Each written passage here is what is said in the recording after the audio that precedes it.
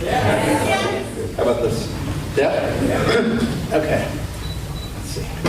We're all set? Okay, so let me, first of all, Great to be here with y'all. Great to be here with y'all. Those 5 years I spent in Dallas, I took that San Joaquin Valley accent with me, brought it back intact. I just want to thank, first of all, UC Merced, the Vice Chancellor, the College Republicans, and the tireless Martin Chavez, who worked really hard.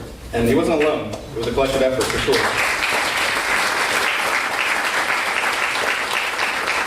It's one thing, though, to say you want to put a program like this together. It's actually another thing to do the nuts and bolts of it, which are not too glamorous. But there was a lot of work put into it. We really appreciate the opportunity to do this. This came about because I spoke to Martin some time ago. He called me, and we decided he wanted me to come up and do an interview type format here at UC Merced, and I was delighted to come back. I gave a commencement address here years ago. And I thought, well, who would I like to interview? And I thought, my friend Julian Castro, who I've known for 10, 12 years, and I thought he'd be a great interview and a great conversation. And we created, I think, what's going to be a very unique evening. Our plan is to run through about, if we can do it, 20 questions with Julian Castro. And there'll be short questions and pretty much short answers, but the idea is to really flesh out the person behind the politics and the policy. And then we're going to do something a little unique. In the many years that I've interviewed elected officials, and during that time when I went to graduate school at the Kennedy School of Government, and I sat in class alongside future politicians, including a young man at the time, Felipe Calderon, who went back to Mexico and got a good job there, I hear.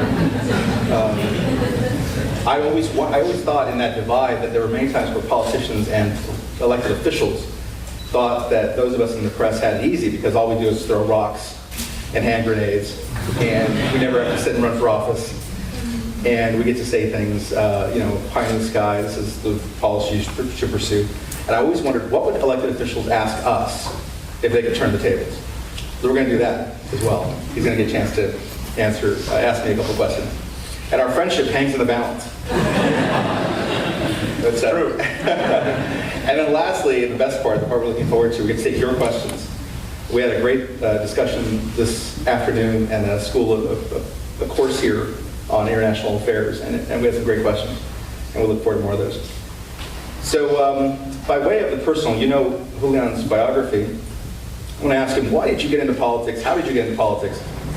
And could you ever imagine a scenario where you would want to get out of politics? Oh, well, let me answer that part first. Yes, I can imagine that scenario, because I do think that politics is something that wears on you. If there are folks who are in politics today who are here, or if your family members or folks that you're close to are in public service, there's no question that like a lot of other things in life, it wears on you. But I got into it originally because I grew up in a household that was very active. I grew up with a mother and a father who had been active during the old Chicano movement of the late 1960s and 70s. My mother ran for city council when she was 23 years old in San Antonio, but it was before single-member districts, and not that many women and not that many Latinos won during that time. So she didn't win, but she used to drag my brother and me to rallies and speeches and all that stuff. I didn't like it. I didn't like politics until I went away to college, to Stanford. And when I got away, I could see San Antonio for the first time from a very different perspective as an outsider. And I saw in the Bay Area, comparing it to San Antonio, that the Bay Area was more well-educated, had better income levels, more entrepreneurial. I saw in San Antonio a place that still had a fundamental character and sense of community to it that was very appealing, and a place where people of different backgrounds and cultures really got along well. And my interest in politics was how could you combine the best of those two communities? And my twin brother Joaquin and I, the first thing that we did in terms of politics was that we ran for the Stanford Student Senate in 1995. And there were 43 people running, and the top 10 people got a Senate seat. And Joaquin and I tied each other for first place with 811 votes. So that was our entry into politics. Yeah, I like the fact that it was a tie, because that means that neither one had bragging rights. Yeah, well, then I heard somebody say that their friend had voted for him and not for me, which means somebody must have done the reverse. Right. we'll talk about this later offline, but I always tease you about this tennis match I heard about between you and he. And if you ask, apparently it got really testy, okay, between the two twin brothers who have a competitive streak. But if you talk to Julian and say who won, it's Julian won. If I talk to Joaquin, he claims he won. I'm not sure. I won. So you mentioned your mom, your mother, Rosie Castro, who ran for the city council in the 1970s in San Antonio under the Racionita ticket. I've been in your office in San Antonio. You have a framed poster from that time. It's really mind-boggling to think about the fact that she ran as part of the Racionita party, as I said. It was created because there was a sense that neither Democrats nor Republicans were serving that constituency. The fact that at that time she and all of her colleagues were shut out of politics, and now to see her sons accomplish what they have in San Antonio on a national stage. What do you think, however, she can teach you, and in fact her generation can teach your generation of leaders about politics and public service? First of all, I think, and not just with respect to my mother, but folks who are young of that generation, that baby boomer generation, there was an idealism and an authenticity to their activity.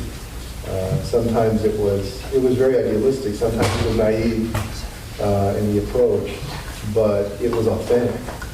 And I think that today, more than anything else, when, and all of us are guilty of it, that are in politics in different ways, but a lot of times you wonder whether half the things that people are doing are authentic or not. The other thing that I think, what she was involved in, that third party movement back then, can teach all of us, is that it's not always, I've never been one that's completely comfortable just going along with what a party says.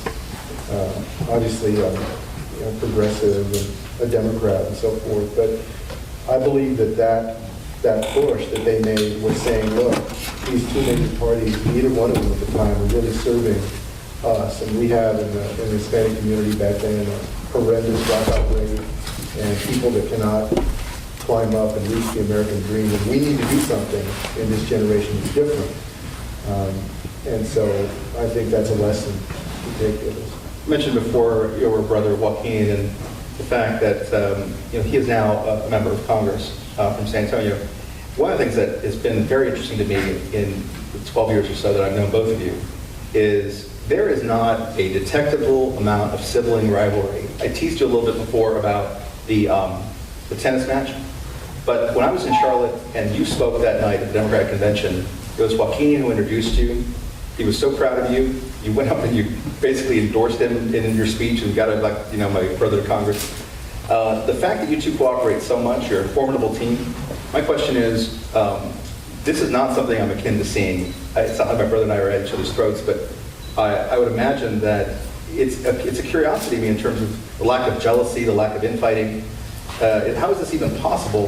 What's your secret for it? Very hard fought over the years. Is anybody a twin in the audience? Yeah. Some folks, or you have twins, or you have children, or siblings. It's inevitable when you're a twin that I think that you're going to be competitive because you literally walk through the world and you look the same. People react to you the same way. You're often in the same classes. And so we were very, very competitive growing up. But, just like a lot of things, you grow out of that and you get more mature. Just like your relationship with a parent changes from when you're a teenager and you think they don't know anything to you're in your 20s and 30s and you realize how much your parents, how much wisdom they actually did have. In the same way, our relationship changed to one where, we're not competing with each other. I want to see him go as far as he can possibly go. And I know that he was the same for me. One of the things I've noticed in both of you, and it's a rare trait in politics, is humility. And I remember thinking about the fact that for all that you've been able to accomplish, both of you, there are people that I cover routinely as a journalist, elected officials who have accomplished a lot less, but that when they walk in the room, they have much more of a swagger and an ego than you do. You would think, they've accomplished quite a bit. And my question is where that comes from, that sense of humility comes from with you and your brother. And also, if you think, given that politics is so much about sort of look at me, is it a liability to not have a tremendous ego in this game where everywhere I look, other people that one day you might be running against have a pretty healthy ego? Well, I think like everyone, everyone tries to remain. I don't think there are many people out there who consciously say, I want to be arrogant and I want to have a big ego. But everyone is a product of how they grew up. And my brother and I grew up very much in a working class, lower income to lower middle income household, and in a place in San Antonio that was very grounded. Not the kind of place that's flashy or full of itself. And so I think part of it is that's the environment that we grew up in, the kind of family that we grew up in. And we tried to take that and not act like we're better than other people, but try and work to lift other people up. And everybody has their moments also. I mean, anybody in politics who tells you that there's no ego involved in it, I would say is probably lying. I mean, you're in politics just like there are folks that do jobs like they're acting or they're, doing a TV show or something. There's always a little bit of ego involved, but it's understanding how to keep that in perspective and always remember that you're trying to serve other people that is the important part. So I guess if you had not wanted to go through life with an ego, if you wanted to be humble, you would become a newspaper columnist. That's right. There you go. There you go. So as we close out this round of personal questions and get on to some other policy issues, I was reading the other day, I was reading this issue of People magazine. I would just read policy stuff. I read People magazine. And there was this quote in there from Ellen DeGeneres that made me think of you in this conversation. Let me read you what she said. She goes, "I'm not always funny. I'm not always happy. I'm a human being. I don't want to be expected to be funny all the time. It's not real." One of the things that's interesting to me is that politicians have to be on all the time. Okay, they have to greet people, good to see you, smile. And my sense is that that's just not the way most of us operate.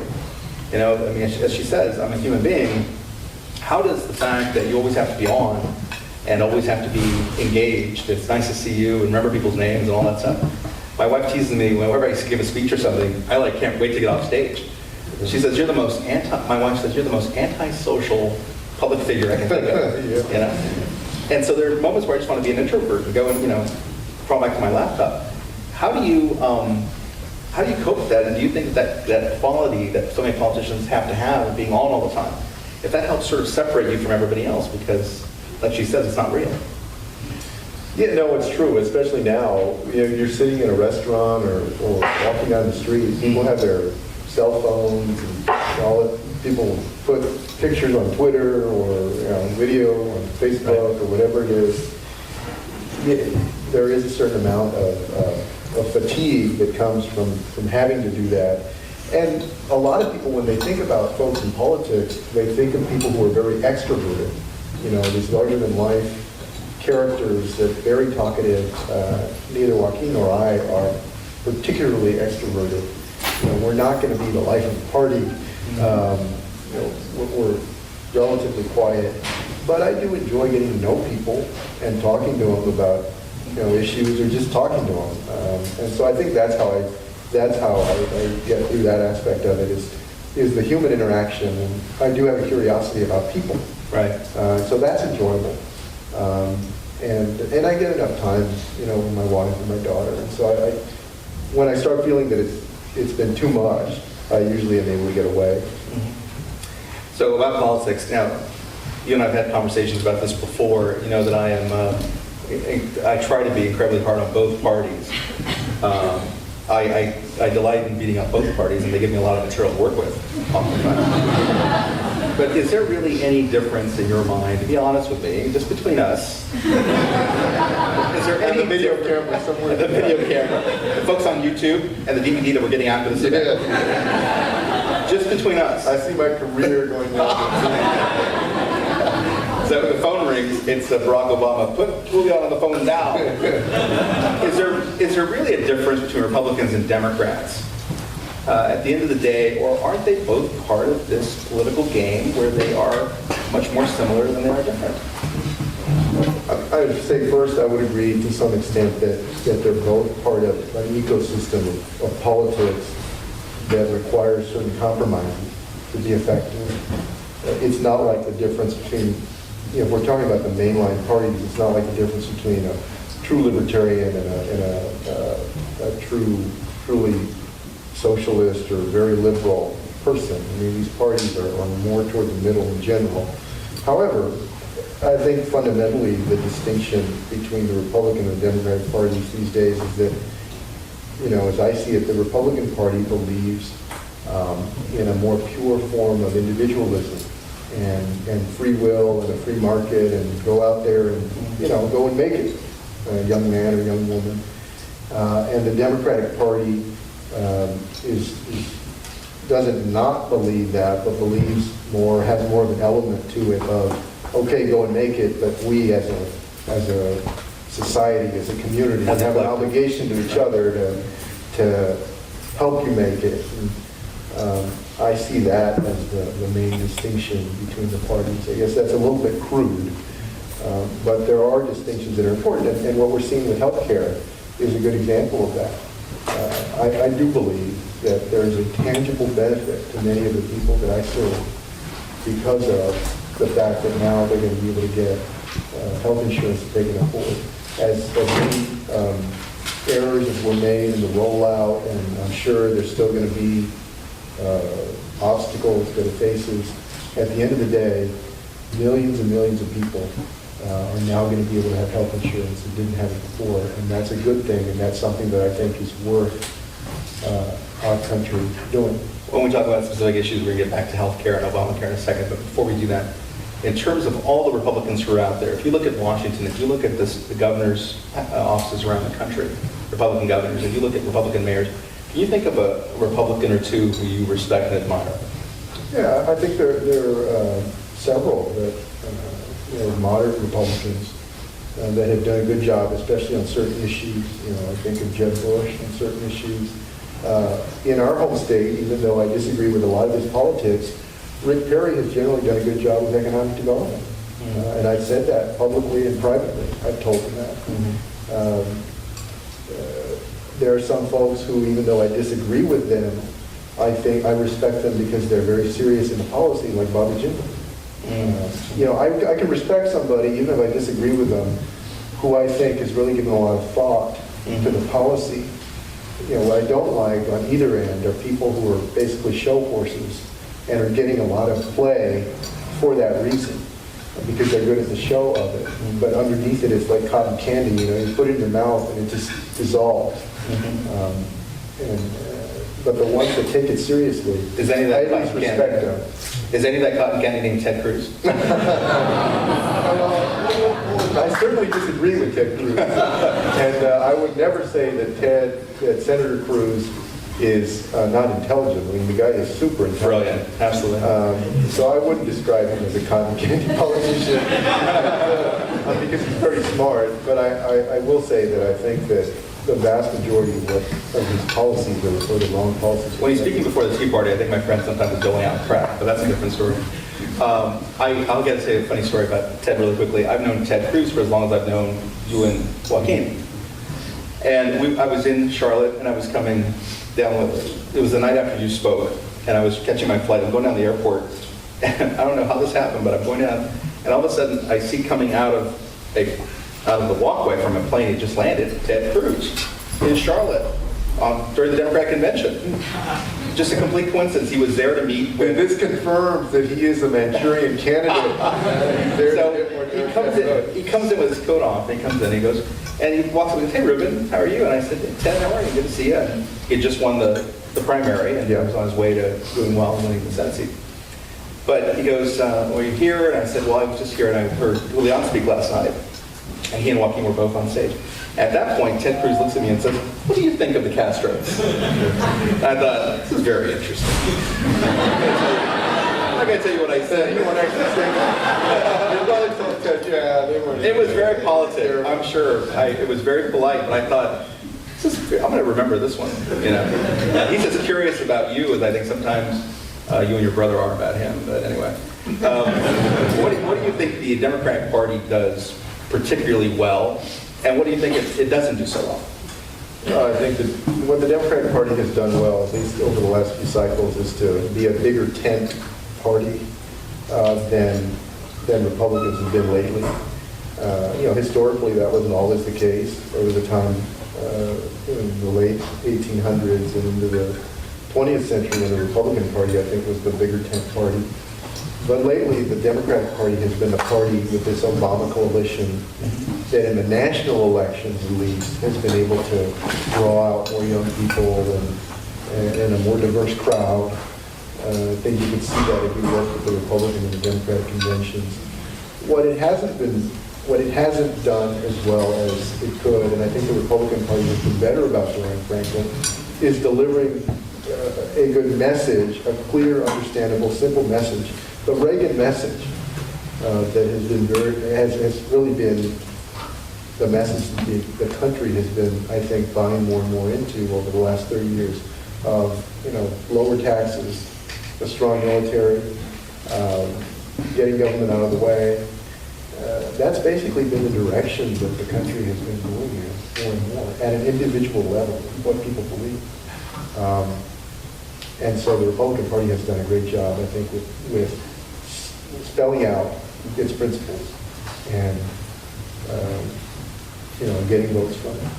So you're your own person, I don't doubt that you are, but you have had a positive relationship with President Obama in a couple of different ways. I talked during the class this afternoon about the fact that when President Obama went to San Antonio, I saw pictures on the tarmac. There's you and Joaquin greeting him. And then you rode off in the car together, and he's clearly fond of both of you and a supporter of both of you. It's no secret that he had a hand, as any nominee would have a hand in choosing you to do the keynote speech, giving an okay to do the keynote speech at the Democratic Convention. And then in 2010, when he had a series of stakeholders over to the White House, a group of stakeholders on the immigration debate, you were involved in that as well. Arnold Schwarzenegger was there, Bill Bratton, a former LAPD commissioner, was there, and you were there. So in that respect, you are connected well to the president. The president has also, though, taken a lot of criticism for not sort of connecting well with the Hispanic community and not doing enough for Latinos, not just with regard to immigration, but a friend of mine once described it this way. He goes, in the Latino community, it's like there's a beat, there's a rhythm, and Barack Obama doesn't hear it. And he makes missteps, he says things that are wrong. There's a long list. But my question is, and I know you'll argue with me a little bit about this, it's fine. Is that a fair criticism of the president, that he doesn't seem to, for somebody who grew up in a black and white world, is there room in his crayon box for someone like us? What color would that be? Cafe? Kind of sandalwood, I think, is a little. I think that generally that has been unfair criticism for the president himself personally. Now, let's take the most challenging issue on that, which is the number of deportations. Right. Jen Munguia, called him the deporter-in-chief. Deporter-in-chief. Of course, a lot of us wonder, why it is that there have been so many deportations compared to other presidents. However, I don't pin that just on the president. I think that that's a bureaucracy out there that, for different reasons, during this time that we've gone through a recession, and there's a feeling of, there's always an anti-immigrant feeling during these depressions and recessions. It's not surprising to me that you would see people getting squeezed out more at the bureaucratic level. I think that personally he does have an affection for the Latino community. He does have experience working in the Latino community in Chicago and representing Latinos in his district. So I've never bought into that. That line was advanced by a lot of people, the opposite line, because when he first ran for president in 2008, no less a figure than Dolores Huerta, the former vice president of the UFW, the United Farm Workers Union, she was a big supporter of Hillary Clinton, and she said, and I never get tired of reminding people of this, she called Barack Obama a Johnny-come-lately to Latino issues. Now, Dolores Huerta, if you see her, she sports a nice shiny presidential medal of freedom, so she doesn't say those things anymore. Well, but it also, I think, he's made some good appointments to the cabinet, also to the judiciary. Right. He appointed Sonia Sotomayor. Yeah, it's a big thing. And I think that the policies that he's espoused, especially with healthcare, at the end of the day, for me, it's okay, what are the policies and how are they impacting the Latino community? That's why I think about it in terms of the healthcare policy, the education policy, the immigration policy. Right. So I think on balance, it's been a very good agenda for Latinos. You said today in an earlier speech to a labor group that I attended after we got here from the airport that you think about your brother, you think about the fact that Joaquin is in Washington, you're convinced you have a better job being in San Antonio as a local official. So let me pose a question to you this way. There's a lot of talk about how Washington is broken, and we've long talked about how it's broken. We have different theories about why it's broken. Do you agree that Washington is broken in terms of dealing with issues like immigration, or fixing the deficit, or dealing with spending, or fixing Social Security, you name it? Is Washington broken, and if so, why do you think it's broken? You know, the only thing that I struggle with there is whether the right word is broken or just somehow damaged or injured right now. But something is definitely not up to par in D.C. compared to previous era. And I think that part of it is that that we're going through a hyper-partisan time period, but we've gone through that before. But now the rules and the structure of the body lends itself more to gridlock. The Hastert rule is a good example of that. Also, the increased use of filibuster. The Democrats increased it a few years ago. The Republicans increased the use of it even more recently. And so there's just a back and forth, and the mechanisms to cut off votes on the House floor or Senate floor like never before. That's the part that I think is damaged right now. I feel very fortunate, and I do believe that I have a better job than my brother. And I always joke about that because we can actually still get things done in the city. And we have 11 people on the San Antonio City Council, including myself. Right. It's nonpartisan, so you never hear Republican and Democrat come out. There's no party line to toe, and that helps a lot. And at the local level, people know each other more. You can't just demonize folks in the same way as you can rail against Washington. When I listen to Republicans, and not typically elected officials, but people who work for elected officials, people who work in an industry of politics but work for Republicans, the consultants and the like, it's all about winning. And if I listen to Democrats, it's all about winning. Each is rooting for their team. I wonder if you think it's a good thing for Latinos. And here you have a population of 54 million people. It's America's largest minority at the moment. It is, going forward, represents now 16% of the country, will soon represent in 2 decades 25% of the country, in 3 decades a third of the country. People are watching this community because so much of the history, the future of this country really rests on how well we do, economically and otherwise. So do you think Latinos are well served by the current political equation where they give 70% of their votes to Democrats? They get, I would argue, taken for granted by Democrats, written off by Republicans. They're never in play. I would say that the impact of the growing Latino community is not being felt. In other words, that policies are not getting meted out of the legislatures in all of the states or in Washington the way you would think they would, given the growing importance of the Latino community. I agree with that. I also agree that in the past, there was a time when the Democratic Party probably took Latinos for granted. I think that that's less today than it used to be. Certainly my mother in her era, that was the strong feeling that she had, that both Republicans and Democrats were not serving the Latino community. I think that the 2012 election was the first time vis-a-vis immigration policy and the Senate's bipartisan vote on it, where folks woke up in D.C. and they said, well, we had to do something now. And Republicans in the Senate that months before never would have voted for that legislation did. Now, it hasn't translated into legislation over on the House side, but as the Latino community continues to grow, not just on immigration issues, but education issues, healthcare, and other things, I do think that its power will be felt more and more. It's a great segue to my policy questions. I want to ask you about 4 domestic policy issues and 4 foreign policy issues. I joked with somebody earlier, you're one of the few mayors in America where there's lots of curiosity about where you are on foreign policy. For some unknown reason, we'll get to that later, some speculation about your own future, it may be that you need to bone up on foreign policy sooner than you thought.